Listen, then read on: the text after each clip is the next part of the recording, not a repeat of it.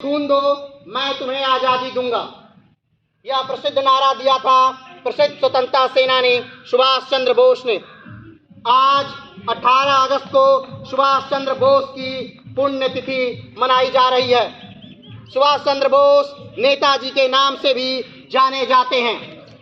Netaji British शासन के खिलाफ देश के स्वतंत्रता आंदोलन में प्रमुख सेनानियों में से एक थे। इनका जन्म 23 जनवरी 1897 को कटक उड़ीसा में हुआ था। इनकी जयंती को पराक्रम दिवस के रूप में अब मनाया जाता है। यह स्वामी विवेकानंद की शिक्षाओं से काफी प्रभावित थे। 1920 में नेताजी ने सिविल सेवा परीक्षा उत्तीर्ण की, लेकिन भारत के राष्ट्रवादी उथल पुथल के चलते 1921 में वह भारतीय सिविल सेवा से इस्तीफा देकर भारत वापस आ गए। नेताजी महात्मा गांधी के असहयोग आंदोलन में भी शामिल हुए। दिसंबर 1921 में बोस को प्रिंस ऑफ वेल्स की भारत यात्रा के उपलक्ष्य में आयोजित समारोह के बहिष्कार के कारण गिरफ्तार कर लिया गया। ब्रिटिश शासन का मुकाबला करने के लिए नेताजी ने आजाद हिंद फौज नामक सैन्य रेजिमेंट का नेतृत्व किया। उन्होंने स्वतंत्रता संग्राम में महिलाओं को शामिल करने के लिए अलग बटालियन भी बनाई, जिसका नाम झांसी रेजिमेंट रखा। इसका अगर निष्कर्ष निकालें तो ये है कि नेताजी सुभाष चंद्र बोस नामक एक महापुरुष हमारे देश में पैदा हुए थे, जिन्होंने हमारे देश को आजाद करने के लिए भारत से जर्मनी गए, जर्मनी से जापान गए और जापान में जाकर के वहां पर उन्होंने एक सेना का निर्माण किया और उस सेना को लेकर के हमारे देश को आजाद कराने के लिए वो अंडमान निकोबार के बहुत सारे तटों को आजाद कराते हुए पूर्वोत्तर भारत तक पहुंच भी गए थे।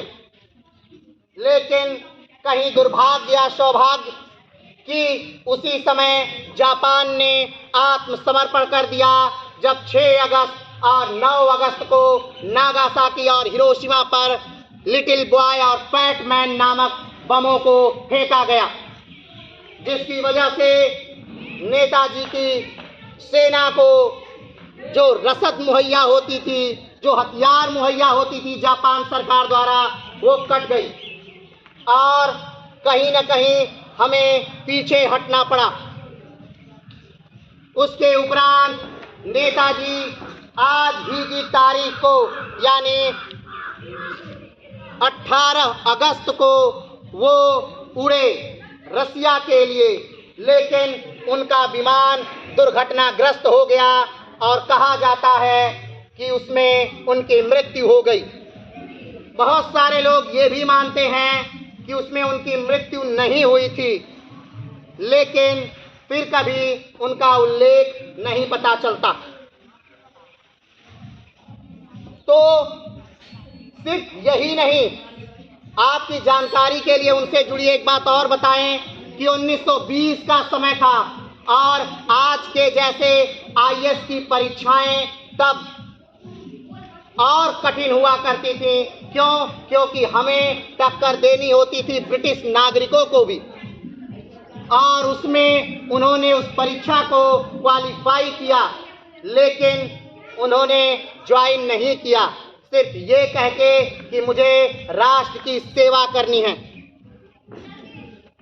जब वो कांग्रेस के एक बार अध्यक्ष थे, तब महात्मा गांधी के मात्र कहने मात्र से उन्होंने अपना अध्यक्ष पद त्याग दिया और उसके बाद राजेंद्र प्रसाद अध्यक्ष बने।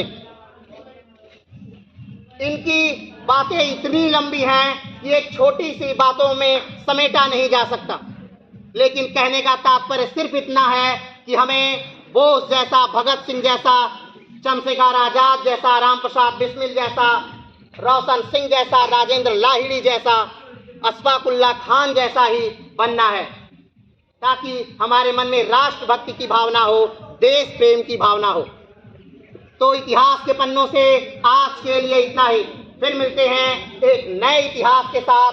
तब तक के लिए जय